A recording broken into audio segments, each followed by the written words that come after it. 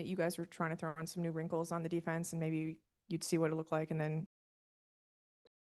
potentially switch? Like, did you even see them try to execute those things or? Yeah, and when we did, it wasn't too bad. As the game progressed, I thought it got progressively worse. Um, to eventually where, we, I mean, I went with a really small lineup because we needed to score some points. So I just put our best offensive team out there. We get it to 5, and then just, you know, don't handle that success well and go back to what got us, in the hole. So, um, we got to be able to generate some offense when A is having a rough night, but we can do that better with ball and body movement. I thought we were just ultra stagnant tonight, offensively. And then speaking of Aisha's off night, what would you attribute that to? I think she just missed. Honestly, she had a lot of great looks. She just missed, and that happens. Even the greatest players have nights off, like where they miss. Um, so I'll tell you that she doesn't normally lay two stinkers in a row. She's somebody who bounce back, makes the adjustments, but it's on the rest of us to kind of give her support. You know, on a night maybe when it's not going in. But I thought she had some good looks. I thought all of us had some decent looks. I mean, like I said, the layups at the beginning. I mean, those are like momentum breakers in a bad way when it's like those shots were used to going in, and they just didn't go in. Like some great looks, to your point, Willie, in and out ones, they didn't go in. And it kind of was a snowball effect of those kinds of plays. You know, sometimes in life, especially in sports, people will bend over backwards to avoid giving credit to where it's due. And what Becky Hammon said after the Indiana Fever game is a perfect example of that. She just missed shots, quote, right? You guys just heard what she just said. She just missed shots. That's it. That's the analysis? Nah, that's not basketball IQ. That's ego protection. That's pride talking. Because what actually happened is Aja Wilson, one of the greatest players in the game today, got outplayed, outmuscled, and outright locked up by a younger, hungrier Aaliyah Boston. And instead of acknowledging that, Becky decided to hit us with the oldest trick in the book to pretend nothing happened. But see, I'm not going for that. Not today. Because what we saw, what happened with our own eyes, that wasn't just a bad night. That wasn't a bunch of missed bunnies and bad luck from the basketball gods. That was the result of a defensive clinic. That was physical pressure. That was footwork. That was high IQ positioning and hustle. And that was the Indiana Fever showing they arrived. And they're not just out here to collect experience points. They're here to make a noise. And the wildest part of this isn't even about one game. This is about a pattern we keep seeing, not just from Becky, but from the whole segment of media and coaching culture that refuses to accept the shift that's happening in the W.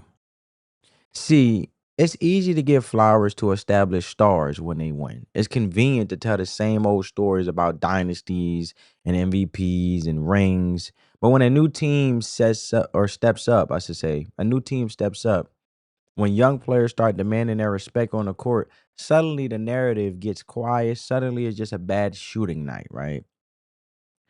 Mind you, the Indiana Fever is basically, they are hammered with injuries. You got an MVP and 4 Olympians on the Las Vegas Aces. What's your excuse? What is your excuse, Becky Hammon? Right?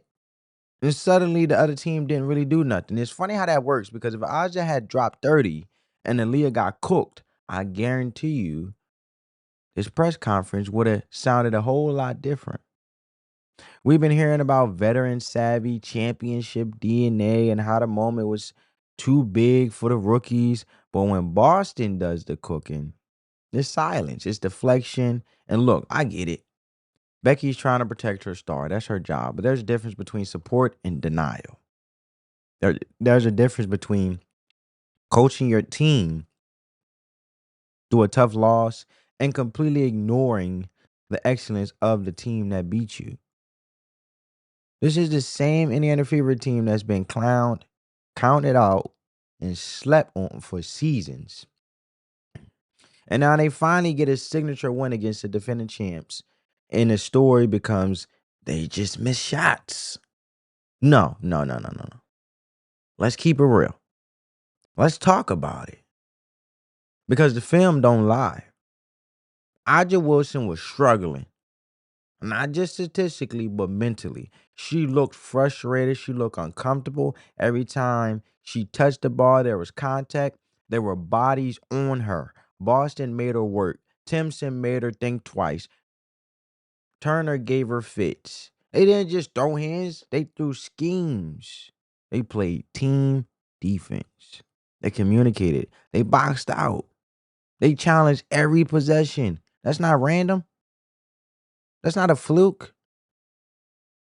That's game plan, preparation, execution, and more importantly, belief. And maybe that's what rattled Vegas more than anything. The Indiana Fever walked into that arena like they weren't afraid, and they weren't. Because this ain't the same Fever team y'all remember. This is a new chapter. This is a team full of players who are tired of being overlooked, who are tired of hearing they are promising or developing. Nah, they here now, baby. They here now. They here now. And what's crazy is this moment could have been a celebration of how far the WNBA has come. A reminder that the talent pool is deeper than it's ever been. That greatness can wear a rookie jersey just as easily as a veteran one. But instead, we're back to minimizing, ignoring, brushing off. And I got to be honest, that's not just disrespectful to the Fever. That's bad for the league because rivalries are good for basketball. Underdog stories are good for basketball. And when you act like the other team didn't even show up, you rob the game of nuance, the growth, the evolution, the human connection with the fans. You know what I mean? You rob fans of the full story. See, what Becky did wasn't just a press conference. It was a symptom of a bigger issue in the sports culture, the fear of changing tides. People get so comfortable with the status quo that when someone new starts knocking at the door, they pretend they didn't hear it. But Indiana ain't knocking no more. They kicked the door down. And if you can't recognize that, you're going to get left behind. And if I'm the Fever, I'm using all this as fuel, baby. Every single ounce of it. Every backhanded comment. Every time they say, you just got lucky. Because this league isn't about who used to dominate. It's about who's dominating right now. And right now, Indiana looks like a problem. So to the Fever, keep pushing, keep showing up, keep making people uncomfortable. Because the more they try to pretend you're not doing anything special, the more obvious it becomes that you are. And to the rest of the league, I think the league should adjust their tone because ignoring what's happening doesn't change the reality. This is the rise of a new era in women's basketball, and they have yet to accept it. And you can either respect it now or get reminded by the scoreboard later. And either way, the message is the same. Indiana Fever ain't here to play cute. They here to win.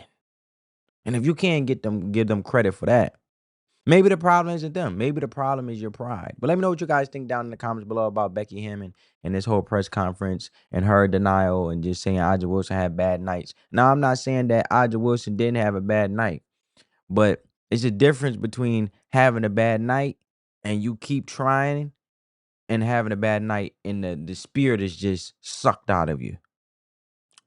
Let me know what you guys think down in the comments below. Catch you in the next one. Peace.